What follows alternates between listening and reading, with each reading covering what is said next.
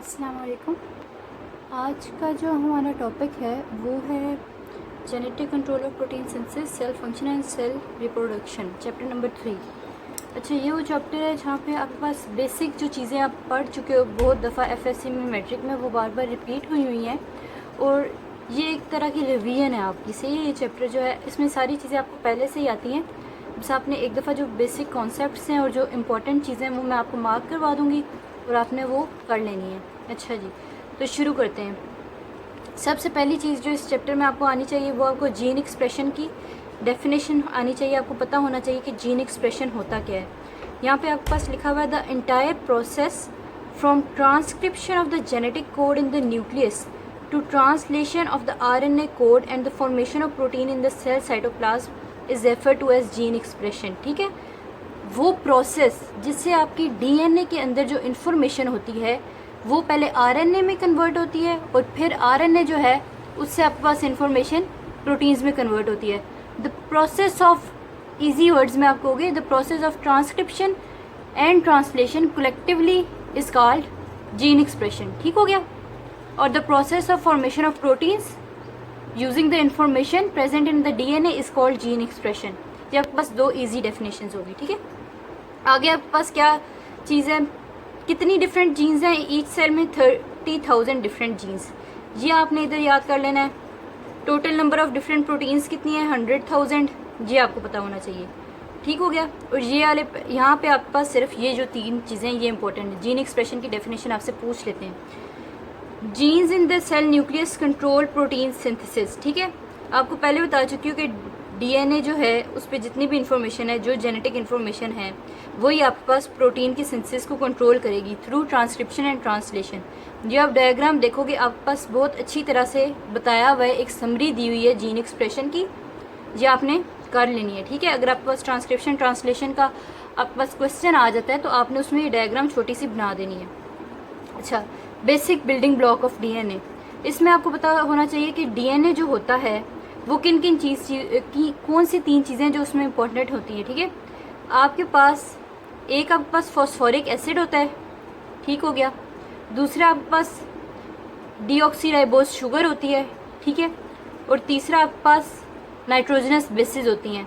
4 nitrogenous bases होती हैं, thymine, cytosine, adenine और गुआनिन। ठीक है, एडेनिन और गुआनिन जो है वो प्यूरिन्स हैं और थायमीन और साइटोसिन जो है वो पायरिमिडीन्स हैं। अब मैं कैसे याद करती हूँ प्यूरिन्स और पायरिमिडीन्स कौन सी हैं? आप मैसेजेस में लिखते हो टेक केयर, टीसी। ठीक है, उसी तरह आपने याद करना है, ये जो टीसी है ना ये पायरिमिडीन्स हैं, टीसी, थायमीन और साइटोसिन। और बाकी क्या बच गया, एडेनिन और गुआनिन, और वो होगी प्यूरिन्स। ठीक हो गया। अब इधर जो आपके पास इंपॉर्टेंट चीज़ जो आपको पता होना चाहिए वो ये है कि आपके पास न्यूक्लियोसाइड और न्यूक्लियोटाइड में क्या फ़र्क है। ठीक है, ये आपसे ऑस्पी में लिखवा लेते हैं या फिर आपसे वाइवा में अक्सर पूछते हैं कि न्यूक्लियोसाइड और न्यूक्लियोटाइड में क्या फ़र्क है। न्यूक्लियोसाइड, ठीक है, जब आपके पास deoxyribose sugar plus nitrogenous base होगी। ठीक है, फॉर एग्जांपल डीऑक्सीराइबोज शुगर और आपके पास एडेनिन है तो वो आपके पास न्यूक्लियोसाइड बनेगा। मगर जब आप उस न्यूक्लियोसाइड में एक या एक से ज़्यादा फॉस्फेट ग्रुप ऐड कर दो तो वो न्यूक्लियोटाइड बना देगा। ठीक हो गया। Deoxyribose sugar plus nitrogenous base is equal to nucleoside, और deoxyribose sugar plus nitrogenous base plus 1 or more phosphate group is equal to nucleotide. ये दोनों का फ़र्क हो गया। अब इधर एक और इम्पॉर्टेंट लाइन लिखी हुई है, the phosphoric acid and deoxyribose form the 2 helical strands that are the backbone of the DNA molecule। ठीक हो गया। आपके पास डीएनए मॉलिक्यूल कुछ इस तरह का होता है, हेलिक्स होता है, डबल स्ट्रैंड होते हैं। ठीक है, अब जो बैकबोन है डीएनए के स्ट्रैंड्स की, ठीक है, ये जो पूरा स्ट्रैंड है, आपके पास जो बैकबोन है, ठीक है, ये आपके पास क्या क्या दो चीज़ें बना रही है, फॉस्फोरिक एसिड और डीऑक्सीराइबोज शुगर जो है वो बना रही है। मगर इन दोनों स्ट्रैंड्स की जो बैकबोन है, ठीक है, इनके बीच में जो चीज़ लाया करती है वो आपके पास नाइट्रोजनस बेस है। याद होना चाहिए कि बीच में आपके पास नाइट्रोजनस बेस आएगी और आपके पास बैकबोन कौन बना रही है, फॉस्फोरिक एसिड और डीऑक्सीराइबोज। और इधर आपको एक और चीज़ पता होना चाहिए कि एडेनिन और थायमीन के बीच में कितनी बॉन्ड्स होती हैं, और साइटोसिन और ग्वानिन के बीच में कितनी बॉन्ड्स होती हैं। एडेनिन और थायमीन के बीच में हमेशा 2 बॉन्ड्स होती हैं और साइटोसिन और ग्वानिन के बीच में हमेशा 3 बॉन्ड्स होती हैं। ठीक है, ये आपको याद होना चाहिए। अब इसके आगे क्या है, न्यूक्लियोटाइड्स के बारे में आपको बताया हुआ है। न्यूक्लियोटाइड में आपको बता चुकी हूँ पहले क्या है कि और उसका और न्यूक्लियोसाइड में फ़र्क क्या है। ठीक हो गया। ये आपके पास लाइन लिखी हुई है, ये आपने एक दफ़ा पढ़ लेनी अच्छी से। The internal molecules connecting the 2 strands of the helix are purine and pyrimidine bases which determine the code of the gene. Code of the gene is determined by what? The purine and pyrimidine bases. ठीक हो गया। अब आगे आपके पास है nucleotides are organize to form 2 strands of DNA loosely bound to each other. पहले आपको बता चुकी हूँ न्यूक्लियोटाइड में क्या होता है। एक आपके पास फॉस्फोरिक एसिड हो गया, डीऑक्सीराइबोज शुगर होगी और नाइट्रोजनस बेस होगी। एक आपके पास एडेनिन, ग्वानिन, साइटोसिन या थायमीन। ठीक है, और ये जो पूरी 3 चीज़ें हैं ये मिल के आपके पास न्यूक्लियोटाइड बना देंगी। ठीक है, अब बहुत ज़्यादा न्यूक्लियोटाइड्स एक साथ जुड़ेंगे लाइन में और वो आपके पास डीएनए जो है उसके 2 स्ट्रैंड्स बना देंगे, डबल हेलिक्स डीएनए का वो बना देंगे। ठीक है, अब the 2 strands are in turn loosely bound with each other by cross linkages. और इधर आपके पास आपको पता होना चाहिए कि आपके पास जो क्रॉस लिंकेजेस है वो कौन सी है, by means of loose hydrogen bonds. ठीक हो गया, जो आपके पास एडेनिन, थायमीन, साइटोसिन, ग्वानिन इनके बीच में जो बॉन्ड्स आ रही हैं वो हाइड्रोजन बॉन्ड्स हैं। Each purine base adenine of 1 strand always bonds with the pyrimidine base thymine. Adenine will always bind with thymine, 2 hydrogen bonds बीच में, और guanine will also always bind with cytosine, 3 hydrogen bonds बीच में। ठीक हो गया। अब यहाँ पे एक बहुत इंपॉर्टेंट लाइन लिखी हुई है एमसीक्यू पॉइंट ऑफ व्यू से। 10 pair of nucleotides are present in each full turn of the helix in the DNA molecule. हर एक कंप्लीट टर्न में आपके पास कितने न्यूक्लियोटाइड्स आ रहे हैं? 10 न्यूक्लियोटाइड आपके पास एक टर्न में आ रहे हैं। ये आपको रटा होना चाहिए, ये आपके पास एमसीक्यू पॉइंट ऑफ व्यू से बहुत इंपॉर्टेंट है। ठीक हो गया। अब आगे आपके पास क्या चीज़ है? Genetic code. जेनेटिक कोड का क्या मतलब है?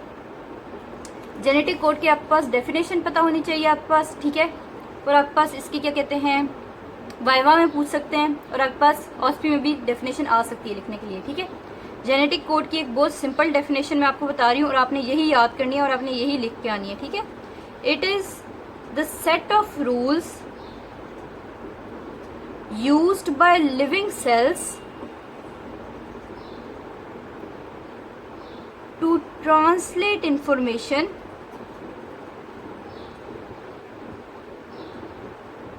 encoded within the genetic material into proteins। ठीक है, वो सेट ऑफ रूल्स, ठीक है, जिनकी वजह से लिविंग सेल डीएनए की इंफॉर्मेशन को प्रोटीन्स की इंफॉर्मेशन में कन्वर्ट करते हैं, उसको आप जेनेटिक कोड कहते हो। ये एक कोड है, एक रूल्स है, सेट ऑफ रूल्स है, जिसकी वजह से आपकी इंफॉर्मेशन डीएनए से प्रोटीन्स में कन्वर्ट होती है, और ये जेनेटिक कोड आपके सेल्स यूज़ करते हैं। It is the set of rules used by living cells to translate information encoded within the genetic material into proteins. ठीक हो गया, ये आपने डेफिनेशन इसकी याद करनी है और ये आप लिख के आओगे। ठीक हो गया, यहाँ पे आपको जेनेटिक कोड का पता होना चाहिए। उसके अलावा जेनेटिक कोड किस चीज़ का बना होता है? Genetic code consist of successive triplets of basis. ठीक हो गया, फॉर एग्जांपल आपके पास साइटोसिन, ग्वानिन, एडेनिन, ये आपके पास एक कोडॉन बना देता है। ठीक है, ट्रिपलेट ऑफ बेस जो होता है, ये नाइट्रोजनस बेस हैं। जब 3 नाइट्रोजनस बेस एक साथ प्रेजेंट होंगी, ट्रिपलेट्स ऑफ बेस होगा तो वो एक कोडॉन होगा। इसके साथ एक और कोडॉन हो जाए, इसके साथ एक और कोडॉन हो जाए, और एक ये बहुत बड़ी सी कतार बन जाए कोडॉन्स की, इसको आप कहोगे जेनेटिक कोड। ठीक हो गया, genetic code is made up of codons and codons in turn are made up of triplets of nitrogenous bases. ये आपको पता होना चाहिए। The successive triplets eventually control the sequence of amino acid in a protein molecule। In triplets की basis पे आपके पास जो amino acid आके लगने होते हैं वो इनकी वजह से होता है। ठीक है, ये भी आपको पता होना चाहिए। यहाँ पे इस पेज में आपके पास ये इंपॉर्टेंट था, जेनेटिक कोड क्या होता है, जेनेटिक कोड किस चीज़ का बना होता है। ठीक है, जेनेटिक कोड का फंक्शन, उसकी इंपॉर्टेंस क्या है, कोडॉन क्या होते हैं, और कोडॉन जो होते हैं कौन सी चीज़ बनाने में हेल्प करते हैं, ठीक है, अमाइनो एसिड्स के सीक्वेंस में हेल्प करते हैं। फॉर एग्जांपल आप एग्जांपल ले लो कि मेरे पास CGA, ये मेरे पास एक अमाइनो एसिड है, कोई भी अमाइनो एसिड ले लो, लाइसिन। तो जो ये वाला कोडॉन जहाँ पे प्रेजेंट होगा उस पे उसकी जगह आके लाइसिन का अमाइनो एसिड जो है वो लगेगा, ठीक हो गया।